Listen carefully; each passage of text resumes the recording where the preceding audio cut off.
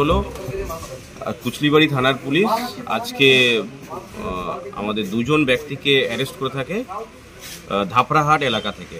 তো তারা ওই জায়গাতে ওয়েট করছিলেন, একটা নেপাল যাওয়ার বন্দোবস্ত ওনারা করছিলেন। ওনাদেরকে অ্যারেস্ট করে আমরা সূত্র মারফত যখন অ্যারেস্ট করি এবং অ্যারেস্ট করে যখন ভেরিফাই করা হয় তখন দেখা যায় ওনারা মায়ানমারের নাগরিক। তো আমরা যে রোহিঙ্গা দুজন আছে ওনারা হাজব্যান্ড ওয়াইফ, ওনাদের দুজনকে অ্যারেস্ট করেছি এবং ওনাদের এগেনস্টে আইনত ব্যবস্থা নেওয়া হয়েছে।